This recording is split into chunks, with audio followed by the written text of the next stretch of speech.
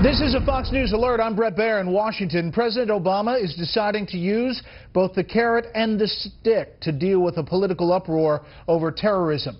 Breaking tonight, plans to retake a key Iraqi city by force from ISIS militants. And the president reiterating his message that Islam and Muslims are not to blame for the acts of a relative few. We have Fox team coverage tonight. Ed Henry's at the White House with the president's renewed call for understanding and compassion for Muslims he considers victims. But we begin with national security correspondent Jennifer Griffin at the Pentagon and some apparently not so secret details about an upcoming mission. Good evening, Jennifer. Good evening, Brett. In a highly unusual background briefing moments ago, a senior U.S. CENTCOM official essentially laid out the battle plan to retake Mosul from ISIS. Shaping for the battle has already started, we're told.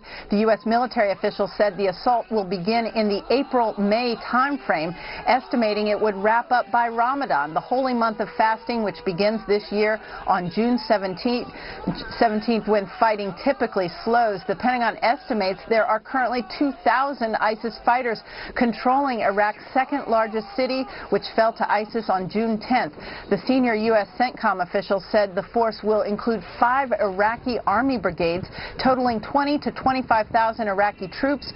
3 Kurdish brigades of Peshmerga fighters will be stationed to the north as a blocking force.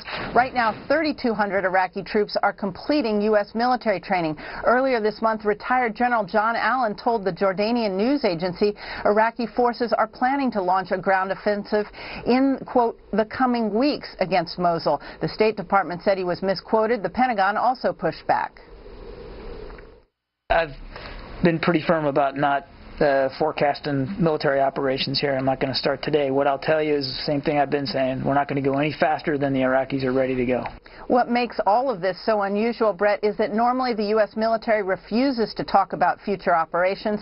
In fact, the Pentagon generally appeals to reporters not to reveal war plans to keep the element of surprise. In this case, it's apparent they want ISIS to know that a large force is coming and to set a timeline for the Iraqi military to begin its attack. Brett. Jen, as you know, I covered that building, and this is strange. U.S. military leaders are talking about this pending attack to retake Mosul this spring. You know, I don't know if ISIS watches Special Report, but they're going to get this info. So what's the thinking behind essentially sending a save-the-date card for an upcoming battle? Well, if you read between the lines, Brett, this is CENTCOM's way of prodding an often reluctant Iraqi army that, by the way, the U.S. has already trained and equipped once before. This is a message not only to ISIS, but also to the Iraqi generals to begin making their battle plan to retake Mosul. Brett. Okay, Jen, more on this with the panel. Thank you. Critics who are already hammering the president for not using words like Islamic extremists are not happy tonight with the fallout from the president's latest outreach at a White House summit on violent extremism. Chief White House correspondent Ed Henry joins us with that part of the story tonight. Hello, Ed. Good evening, Brett. For the second straight day, the president sounded a bit like he was in an ivory tower instead of in the middle of a war.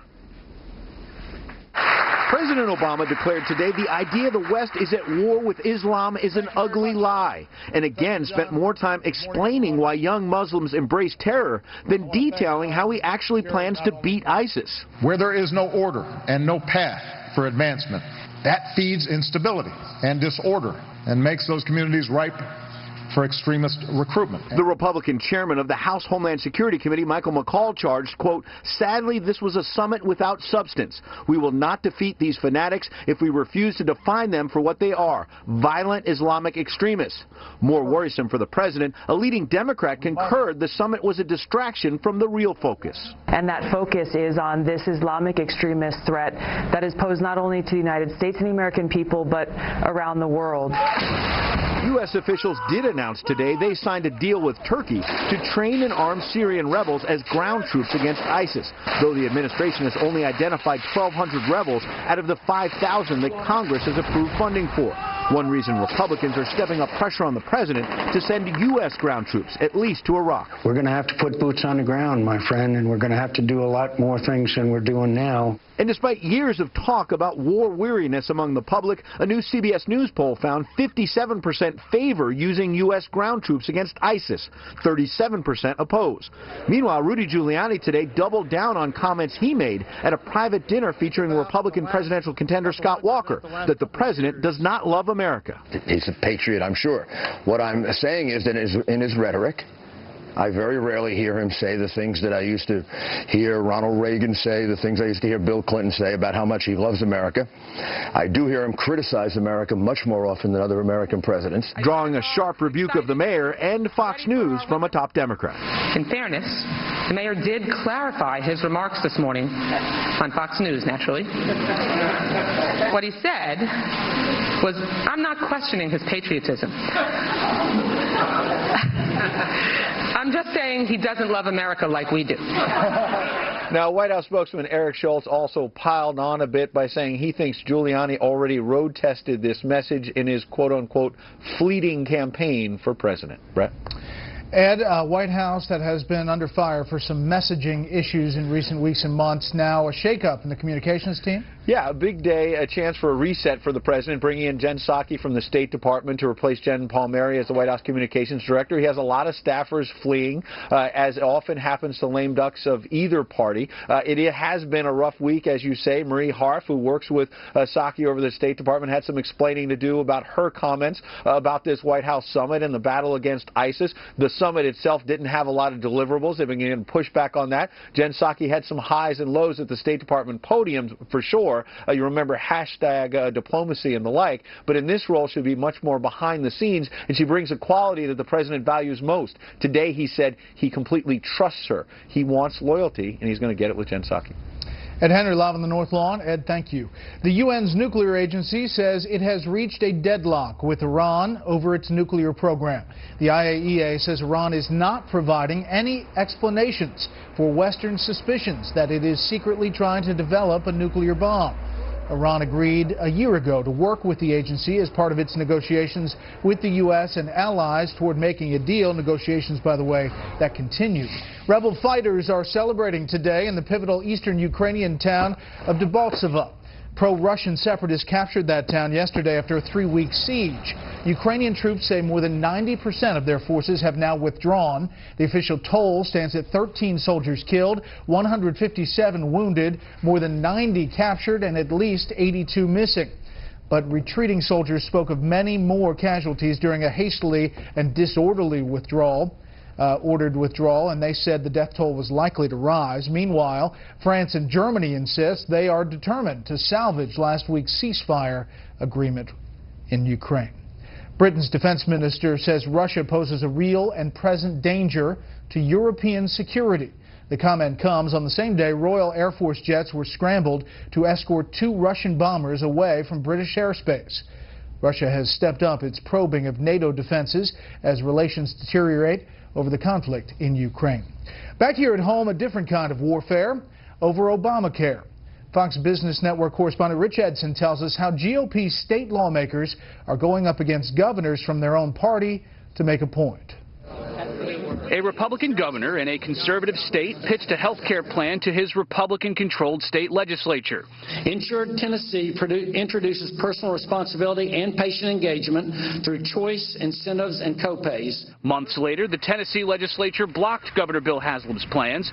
Days after that, Republican legislators in Wyoming followed suit, rejecting Republican Governor Matt Mead's health care proposal.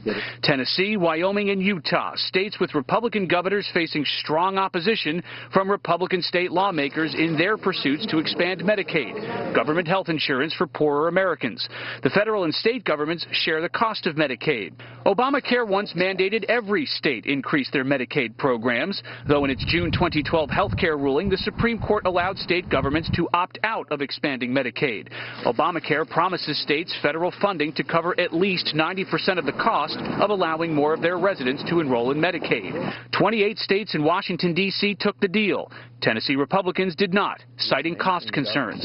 We agree with the governor on, I'm sure, 95% of issues, but unless something significant changes and the existing population can have some cost controls, I just don't think that many conservatives have the appetite to increase entitlements right now. Utah, another state with a Republican governor and legislature, is also considering expanding Medicaid, and Tennessee's governor is promising to try again. In a statement, a spokesperson for Governor Haslam says, quote, "Too many Tennesseans are still not getting health coverage they need in the right way, in the right place, at the right time. The spokesperson says the governor will continue discussing the issue with state lawmakers. Haslam's office also says the governor would need an indication of better support in the legislature before introducing his plan again. The Congressional Budget Office projects Obamacare's Medicaid expansion will ensure $16 million more by 2020, costing the federal government more than $90 billion in that year alone. Brett. Rich, thank you. Up next, the latest in the long line of Clinton fundraising controversies. First, here's what some of our Fox affiliates around the country are covering tonight. Fox 5 in Las Vegas, where police surrounded the home of a person believed to be involved in the apparent road rage shooting that killed a mother last week and took a suspect into custody. 44-year-old Tammy Myers was killed as she was exiting her vehicle following an earlier confrontation. KTVU in San Francisco, our affiliate there, with what cargo companies are calling their last, best, and final offer to dock workers. The companies are handing out letters to individual workers, bypassing the union negotiations going on in San Francisco. One expert calls it a provocative move with questionable gain. And this is a live look at Honolulu from our affiliate KHON. We can tell you one local news story they are not covering tonight: cold weather. With all the snow and ice and frigid temps blanketing much of the country, we thought we'd leave you with these tropical Hawaiian breezes. It is 80 degrees there now, with a low of 70. Think warm thoughts. That's tonight's live look outside the Beltway from Special Report. We'll be right back.